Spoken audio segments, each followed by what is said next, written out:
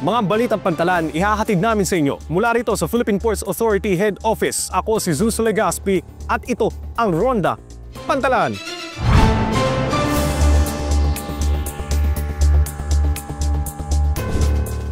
Mga pangunahing pantalan sa Maynila nakapagtala ng mas mataas na cargo throughput ngayong unang quarter ng taon. 4 na menor de edad na rescue mula sa hinihinalang human traffickers sa Nasipit Port. At isa ka bang transport service provider na nagnanais mag-operate sa mga pantalan ng PPA? Alamin kung paano magrehistro sa Papaano Ba. Lahat ng yan at iba pa dito lang sa Ronda Pantalan.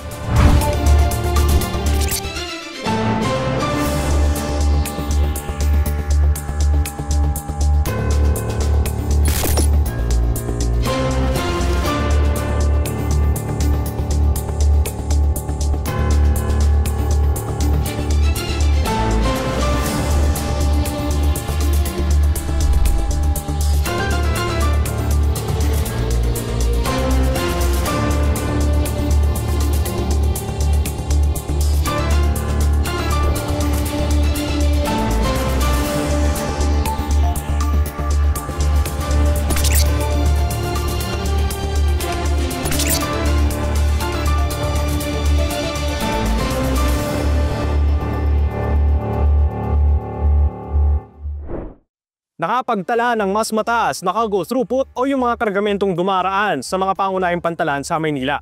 Pero ano bang ibig sabihin nito para sa pangkalahatang ekonomiya ng bansa? Narito ang balitang pantalan ni Jel Manalo.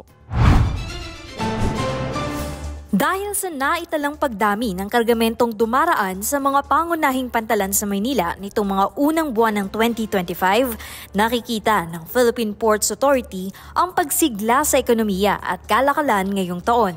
Batay sa datos ng Port Management Office NCR South na namamahala sa Manila South Harbor at Manila International Container Terminal o MICT, tumaas ng higit 23% ang container traffic sa South Harbor nitong Enero hanggang Abril kumpara sa parehong panahon noong 2024. Sa MICT naman, nakapagtala ng higit 7% pagtaas sa cargo traffic mula Enero hanggang Abril ngayong 2025 kumpara sa parehong mga buwan noong nakaraang taon. Dahil sa pagdami ng mga kargamentong dumaraan sa pantalan ng Maynila, ay bahagyang tumaas din ang yard utilization rate sa mga pangunahing pantalang ito. Mula sa daily average yard utilization rate noong April 2024 na 62%, ay 67% na ang pinagsamang utilization rate sa South Harbor at MICT. Ang yard utilization rate ay tumutukoy sa espasyong ginagamit ng mga cargo container na pansamantalang inilalagak sa yarda ng mga pantalan bago ito kunin ng mga consignee.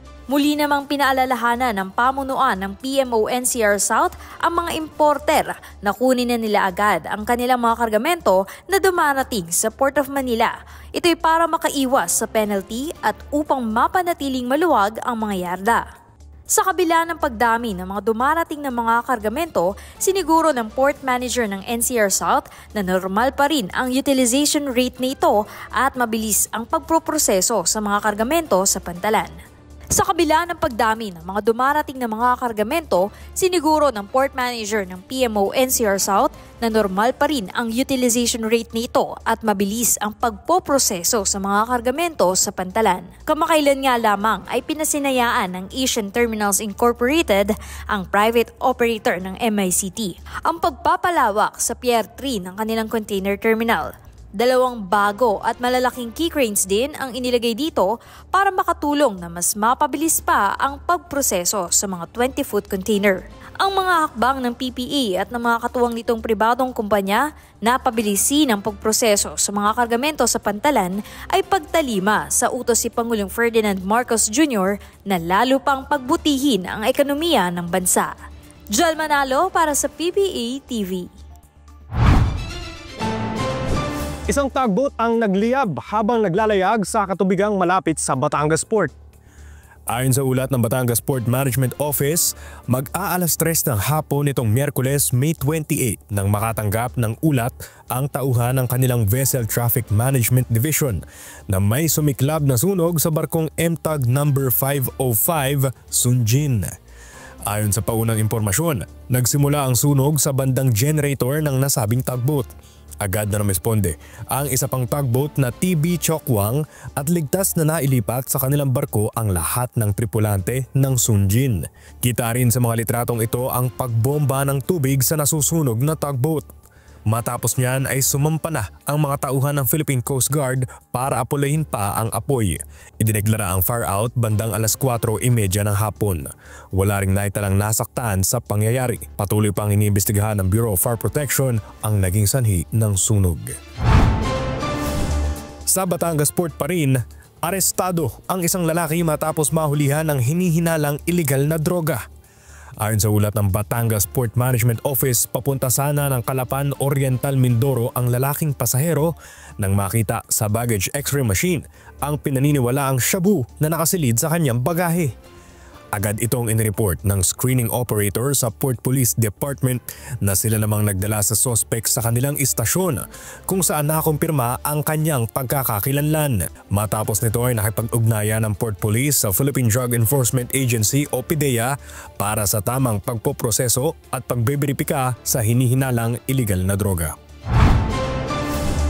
Sa ibang balita naman, na-recover ng pinagsamang puwersa ng PPA sa pamamagitan ng PMO Marinduque, Quezon at Philippine Coast Guard ang isang nawawalang navigational buoy na nakitang inanod at sumabit sa mga bakawan sa baybayin ng San Juan sa Batangas. Pinangunahan ang operasyon ni Harbor Master Captain Emard Kedeng na siya namang nakipagtulungan sa PCG at PCG Auxiliary para ma-retrieve ang nasabing boya. Ani PMO Marinduque, Quezon, may ilan pang mga navigational buoy ang naiulat na nawawala at patuloy pang tinutuntun ng mga otoridad. Patuloy rin ang koordinasyon sa pagitan ng mga ahensya ng gobyerno gaya ng PPA at PCG para tuluyang ma-recover ang lahat ng mga nawawalang boya.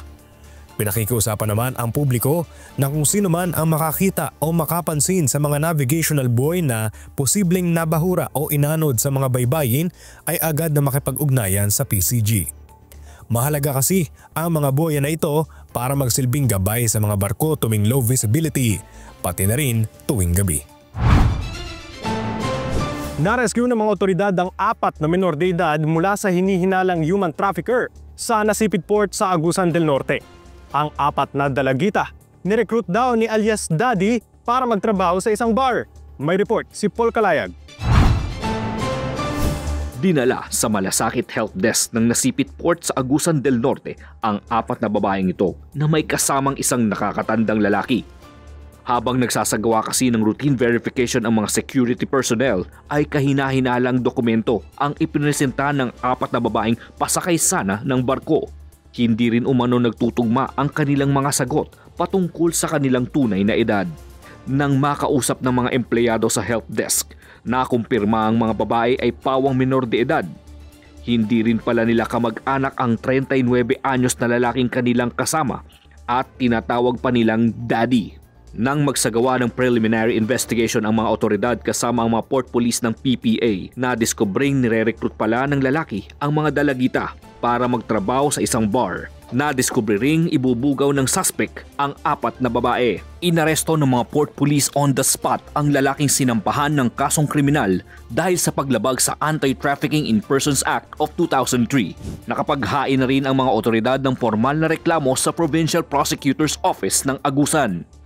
Samantala, tinulungan naman ng lokal na pamahalaan ng Nasipit ang 4 na dalagita na itinurn over sa isang government-run home for the girls sa Butuan City para sila'y mabigyan ng kinakailangang psychosocial support. Pinapaalalahanan naman ng mga otoridad ang publiko na manatiling alerto sa mga kahina-hinalang aktibidad na maaaring senyales na pala ng human trafficking. Maaaring mag-report sa mga security personnel, kapulisan at Department of Social Welfare and Development. Paul Calayag para sa PPA TV. Mga kapantalan, alam nyo ba na kung kayo ay mag-ooperate ng transportation services sa mga pantalang nasa ilalim ng pamamahala ng PPA, ay kailangan nyong magrehistro sa ilalim ng ahensya. Pero paano nga ba ang proseso para dito? Alamin sa Papaano Ba?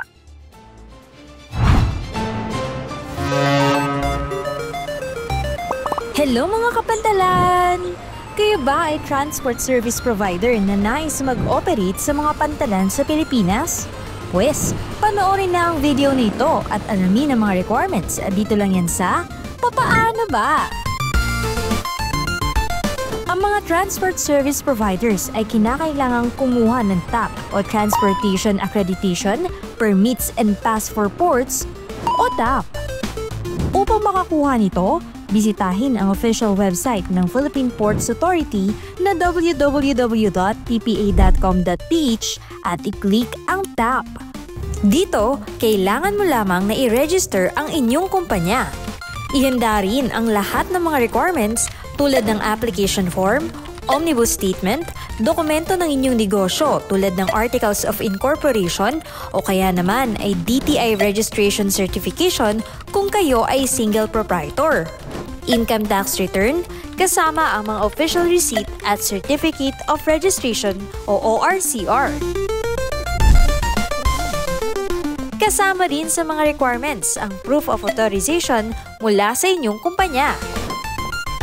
Kapag kumpleto na, kailangan mo lang bayaran ang mga sumusunod sa PPA e-payment portal o kaya naman ay sa PMO cashier. Sa oras na mabayaran na mga ito, kailangan mo naman na dumalo sa Basic Port Orientation Seminar sa loob ng 30 araw mula sa pagkuha ng TAP.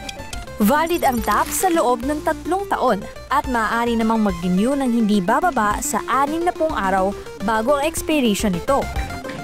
Dinisenyo ang TAP upang mapabilis ang transaksyon sa mga stakeholders para sa mas episyenteng pantalan.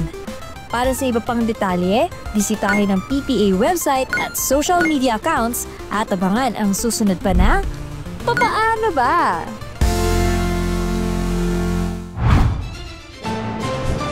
Ang buwan ng Mayo ay kilala bilang Month of the Ocean sa Pilipinas. At para nga ipagdiwang ang mayamang mga karagatan ng ating bansa, ay iba't ibang mga aktibidad ang isinagawa ng mga Port Management Office ng PPA. Kung ano-ano ang mga ito sa pagronda ni Cara Perdito. Mas maaliwalas na baybayin na ang makikita sa bahagi ito ng Barangay de la Paz sa bayan ng Clarin matapos ang sinagawang mangrove planting at coastal cleanup drive ng Port Management Office o PMO Misamis Occidental Ozamis nitong Lunes, May 26. Bilang pagdiriwang sa Month of the Ocean ngayong taon, sama-samang nagtanim ang mga empleyado ng PMO, katuwang ang Department of Environment and Natural Resources ng 5,000 mangrove propagules o binhi ng bakawan. Sa kabilang banda, 1,000 punla naman ng bakawan ang itinanim ng mga empleyado ng Terminal Management Office ng Sindangan, Zamboanga del Norte sa Barangay Doña Josefa. Iba't ibang mga ahensya ng gobyerno at private stakeholders ang nakilahok sa nasabing pagtatanim.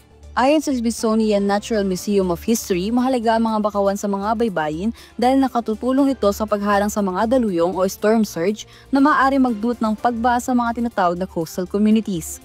Nakatutulong din itong mas mapaganda pa ang ecosystem sa lugar dahil maaari itong tirhan ng iba't ibang uri ng mga isda, shellfish at mga ibon. Kasabay ng pagtatanim ng bakawan ay nagsagawa rin ng cleanup drive ang mga kawayan ng TMO kung saan nasa 17 sako ng basura ang kanilang nakolekta. Samantala, isang coastal cleanup drive din ang sinagawa ng mga empleyado ng PMO Misamis Oriental Cagayan de Oro sa Bitan Ag Creek sa Cagayan de Oro. Umaga pa lang ay nakahanda na ang mga kawayan ng PMO na tumulong sa mga voluntaryo mula sa DENR at iba pang mga katuwang nitong ahensya para mag-alis ng mga basura sa nasabing lugar. Tinatayang nasa 600 kilo ng basura ang nakolekta ng grupo ng PMO-MOC sa baybayin ng Bitan Ag Creek. Bukod sa paglilinis ay nagkaroon din ng maikling programa kung saan isa kinatawan mula sa DENR ang nagpaalala sa mga kalahok ng kahalagahan ng bawat isa sa pangangalaga sa ating mga marine ecosystem. Sa gitna ng lumalalang problema ng climate change, sinisiguro ng PPA na patuloy ang mga hakbang nito patungo sa mas malinis at climate-friendly na mga pantalan sa bansa. Cara Perdito para sa PPA TV. Port balita naman po mula sa Davao, kumasa ang mga aplikante para sa pagka-Industrial Security Officer sa mga technical at agility exam na inihanda ng mga Port Police Officer. Sa ulat ng Port Management Office Davao, Parte ang exam na ito ng masusing screening process para sa mga nagnanais makakuha ng posisyong ito at maging bahagi ng PPA Port Police Department. Layunin ng pagsusulit na matiyak kung ang mga aplikante ay may sapat na kaalaman at pisikal na kakayahan para sa trabaho. Sa pamamagitan ng technical exam, nasuri ang kanilang pag-unawa sa mga batayang tungkulin ng isang security officer, habang sa agility test naman ay nakita ang kanilang kahandaan sa mga gawaing nangangailangan ng lakas at bilis ng pagkilos. Ang ganitong proseso ay mahalaga umano upang mapanatili ang mataas na antas ng seguridad sa mga pantalan at masiguro na ang mga may papasok sa serbisyo ay tunay na handa at karapat-dapat sa tungkulin. At yan ang mga balitang amin nakalap sa pagronda sa mga pantalan sa nagdaang linggo. Manatili nakatutok sa official social media pages ng Philippine Ports Authority para maging updated sa mga kaganapan sa pantalan. Mula rito sa PPA Head Office, ako si Zeus Legaspi at ito ang Ronda Pantalan.